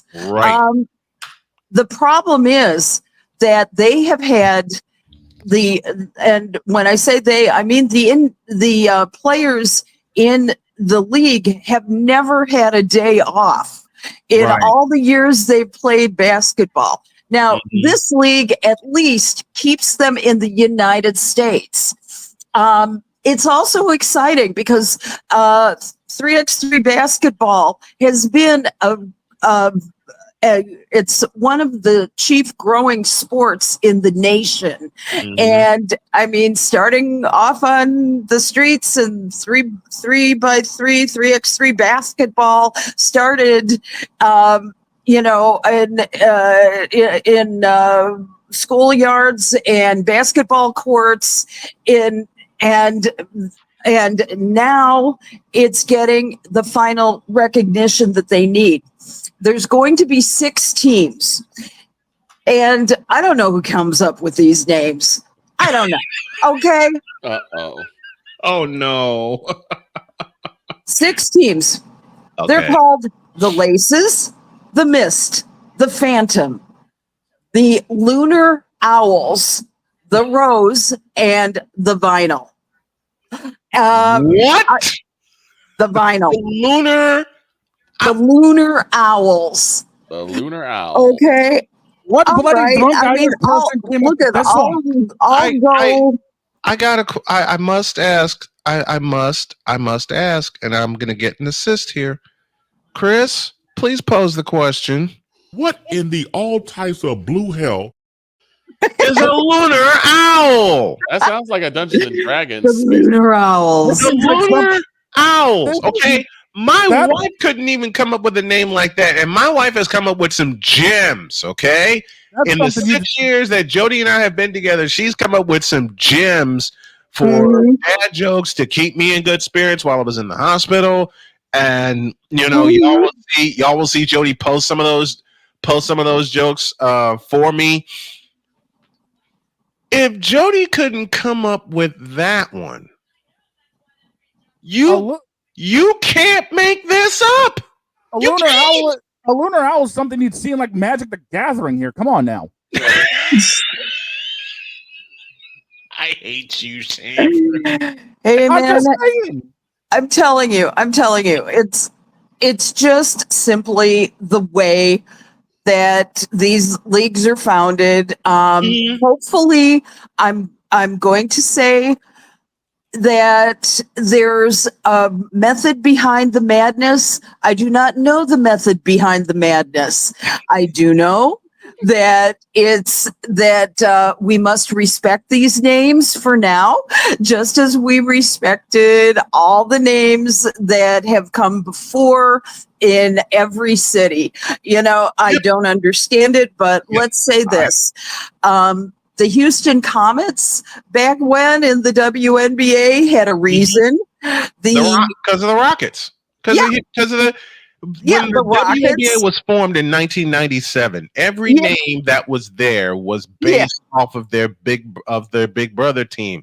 And it also had a tie to Houston as well because of NASA. Yep. And so I get all that. I get all that. I mean, hell, the home of the Astrodome. You know what I mean? And so you you got the New York Liberty, who are the reigning champions right now. Lady Liberty in New York. Okay. Now, I still won't understand why they didn't play at MSG, but who cares? They got their first title. The Timberwolves. They got the Barclays Center. Yep. The Timberwolves. Better than Brooklyn College. Okay. Yeah. Okay. Better than Brooklyn College. Better than Brooklyn College. Maybe next year they'll get MSG. Donald Trump got it. Why not them? So I would love to see the Liberty back at MSG because they were selling the place out. Yeah. They were selling the place out. Well, those of you don't know the history. I followed the WNBA since its inception in 1997 when they first launched. They were averaging, and I believe this figure to be correct, 19,591 at every game at MSG. Doesn't matter how the team performed. It's the fact that the New Yorkers, especially the women, loved the New York Liberty, and they love them now. And they went nuts when they came all the way back and won that series. Okay, but Chris, do it again. What in the all types of blue hell is a lunar owl? Someone, look, Allie just gave us another mic drop moment, and I'll repeat what she just said. There's a method to the madness. I don't know what the hell it is. I don't want to know what the hell it is. I know there's a method to it. There is. I don't want to know. We will be now. The rumor about Caitlin Clark is that they are trying to get her with $1 million salary. Yep. Yes, and so we'll see. I can't. I knew that she needed a rest after the season. Yes. However, I mean, she's had 2 months to rest. Come on, she's young. She's 22. She's got to get back out there. So God knows which team is going to be able to sign her. But we'll see. I'm willing to bet this offer didn't come from the league. This offer came from their network, which is TNT. Yeah, TNT signed to carry the games, which means old Snowman may be lighting up the headset here in studio. Yeah. But I will venture a guess, even with everything, beg your pardon, even with everything that Caitlin Clark has been through physically, emotionally, mentally, to say that she thrived in her rookie season in the NBA would be an understatement. I mean, you may as well say unanimous rookie of the year. All right. She brought her team to the playoffs. Unfortunately, they had to face the best defensive team in the Connecticut Sun in the first round, and the Sun did what they were supposed to do against a young team.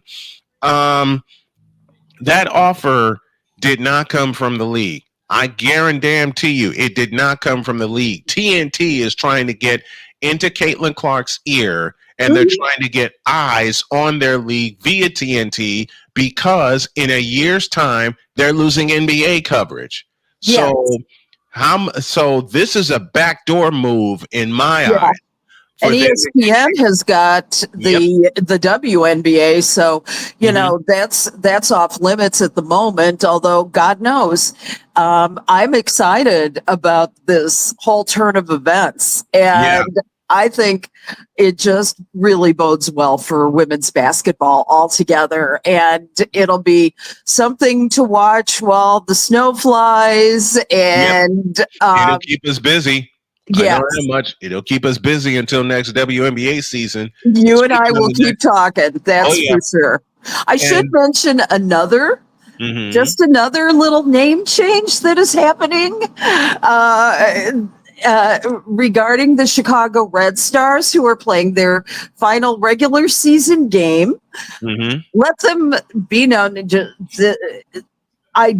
I think this was a completely unnecessary change. I'm not the management, but the Chicago Red Stars, 15-year veterans of the Chicago professional women's soccer team, is now going to be known as the Chicago Stars. And I'm going, why? What? The Chicago Stars. And the Chicago Stars, the reason I think for this change is, number one, you have Laura Ricketts as owner. She's also she and the Ricketts family, of course, also owned the Cubs. That's why they had their big moment at Wrigley Field this year, turning turning this team in, and the all of the nice baseball field into a soccer field. And hey, they made a record, 35,000 people in the stands for women's soccer. Not too shabby. Not too shabby at all. Part of the reason for that name change is because of all the controversy surrounding their former coach, Rory Dames, who was fired, as well as the then owner, Arnim Whistler, who had covered up a lot of emotional abuse that the team was going through at the hands of Rory Dames. And he was, I interviewed him 1,000 times. He was tough on the players. And I understood why. However, this name change did two things wrong. And I talked with my good friend Peter Wilt, who actually founded the Red Stars. He and I have been friends for 15 years. There's an understanding in this world that they wanted to distance themselves from the Red Stars, who had all this controversy. However, they also wanted an identity of their own. This is a new ownership group. Yeah. It signaled a new era. What Peter said was that they executed it very, very poorly, because if you'll remember back 15 years ago, Brian, they had a contest to name the Red Stars when it first came to town. Yes. And this, I got to tell you, the logo is bland. You'll be able to see the merchandise at SeatGeek Stadium on November 3rd when they take on the Kansas City Current, the current leader of the NWSL. They will have this. It's a single star, which Laura Ricketts says is all about the player.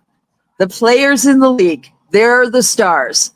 Chicago needs to be the star.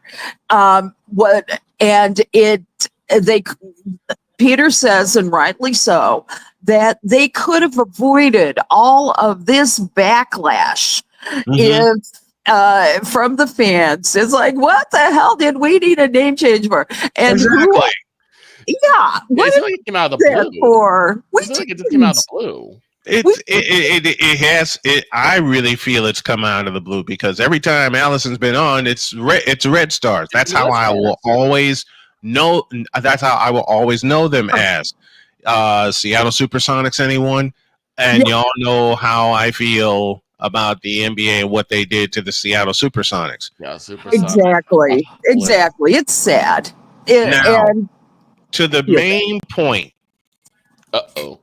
Yeah. Christy Sides got the boot from the Indiana Fever. Are we switching to charcoal, or do we have enough propane to tank this? We got we got plenty. Listen, we brought over what's left over from the church, and we got plenty. So go ahead, Ross. I had a friend pose a question to me, and I want to pose it to Allie, and I want to pose it to the panel. My friend asked me who is going to be the next coach of the Indiana Fever, and one name popped up in my head. Lisa Bluter. Really? Well, I heard a different name. Okay, and the name is that. And I'm having a little trouble hearing you, so you might say that it would be Stephanie White. Okay. Who just Connecticut parted ways with her. Stephanie White has been in has been with the Indiana Fever. She's very good friends with Lynn Dunn, who just came in as the senior advisor. She was the general manager, no longer. That's Amber Cox. You remember? Mm-hmm. Yes. And we talked about that. And the rumor mill is highly favorable to this matchup, because one of the reasons for 7 changing coaches, that's more than half the league in the WNBA.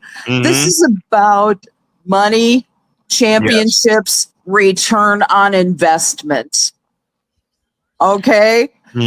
With the new money, with the new media deal, this is an issue for all of the league. And so the thing is that if you post a losing record, which Stephanie White did not, 62-32 over 2 seasons. 2023 Coach of the Year with Connecticut, 7-7 on the postseason. The only thing that she hasn't been able to do as a head coach is bring a championship to the teams that she's played. However, they are very high on Stephanie and Lynn Dunn in particular, Amber Cox. They're, and you'll remember that coaching change from the season and management change, I should say. And the thing is that that makes the most sense. I would say it makes a lot more sense than your choice, Brian. I do not mean to disrespect. No, that's fine. It was just the first name that popped in my head. I didn't think of Stephanie White. So you're right. That's a big connection. Should they make that hire? What do you think if they hire Stephanie White, if she does turn out to be the woman to coach the Indiana Fever, what do you think is the first thing that she'll do or try to establish? Oh, I think she's going to start building the team with the players. I mean, I think that Caitlin Clark is going to be an even bigger superstar with her. I think that you are going to see a much more consistent style of play. I think it's going to be I think that she's going to bring those same qualities that she brought to the Connecticut Sun, who had a lot of trouble in the years between Mike Tebow being there and now. And so I think that my prayer is that she will re-sign Kelsey Mitchell. I cannot say that that's true, but I can say that I do believe that for consistency's sake, for the abilities that she showed, I do believe that would be the first thing that they should do is re-sign Kelsey Mitchell. Yeah, Kelsey Mitchell is the key to this offseason for Indiana. You keep that backcourt together, and you have a championship contender. You just don't have a playoff contender, because the second half of the year, you saw everything come together for Kelsey Mitchell and Caitlin Clark. And something else we talked about after the Olympic, it took the Olympic break, and it took the Olympic break, and it took them resting to get everyone together. Kelsey Mitchell, Leah Boston, Caitlin Clark. And now the second half of the year, they started seeing where Caitlin Clark was throwing the passes, and they have been able to get into the lane and get to the basket. Second half of the year, the Indiana Fever averaged 92 points a game. And 3 of the last 5 of the season, 3 of which I called, they had 100 points. Yeah. So the potential is there. You bring Stephanie White into the picture, and you get you still get the scoring. You're still going to get the scoring, but you're also going to get the defensive philosophy as well. And that's something, Allie, you've touched on so many times over in our conversations with the WNBA. Exactly. Interestingly enough, with Christy Sides gone, something that had long been rumored, and depending on how the Indiana Fever did last year, most people were calling for her head by the middle of the season. Yep. I'm going to just venture a guess that she might end up at the Chicago Sky. There's a chance. I do find there's a chance. I do find it weird that after a relatively successful season, they're calling for her head, though. I mean, well, they were calling for her head at the top of the season. Yeah. Okay. They were calling for her head when they started 1-8. Mm-hmm. And the reason they started 1-8 was fatigue. Caitlin Clark was just plain tired. Yeah. And couldn't get into sync with the offense. Mm-hmm. She just couldn't get into sync with the offense. And also, I think the other thing you have to remember is that she was still a rookie, and she was still finding her way and trying to figure out her her offense. I mean, and still learning how to defend in this league, because it's a defense got so much better second half after the Olympic break. Her defense got so much better. Her timing got better. There's still a lot for Caitlin Clark to learn. We've said it on this show so very often. Right. There's so much more for Caitlin Clark to learn, especially defensively. But you saw Caitlin Clark get her hands in the passing lanes a lot the second half of the year. And that was one point, Allie, and I love you for this, that you applauded about CC, that she started getting her hands in the passing lanes a lot the second half of the year. That's absolutely right. And she's coming into her own, and she needs the kind of coach that Stephanie White can be, and to be able to further develop that game of hers, and also, and most importantly, develop that confidence. If you talk to Caitlin Clark, she is one of the most humble people. The bigger they are, the nicer they are. And she just is. Candace Parker wandered over to our table, as a bright-eyed senior at Naperville Central, and sat with me and said, "How are you doing?" Okay. Shanice Jenkins, a very, very dear friend who I saw play at Whitney Young. And no one believed me except her family when I said one day she's going to be the player of the year in the Big East. 2016, what happened? She was the player of the year in the Big East. Caitlin Clark is going to be that player that carries this league. You might even carry us on out of here. You might Alison Moran, Mic Drop Moran, at our service, as she always is, every Tuesday morning. We love you, my dear. Thank you so much for being here. Thank you for everything, for your support of the show, and just plain thank you. We love you. We love you too, and have a great week.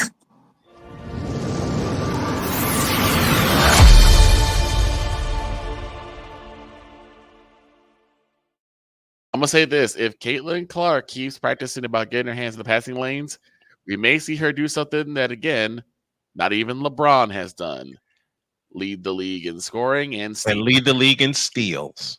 I'm so waiting for that to happen. I think it'll happen next year. We got a boogie. Have a great day. God bless. Remember to make your next move your best move, and always remember, if your dreams don't scare you, they're simply not big enough. Dream big, do bigger. Learn from us. We're doing it, and y'all should do it too. So long, everybody.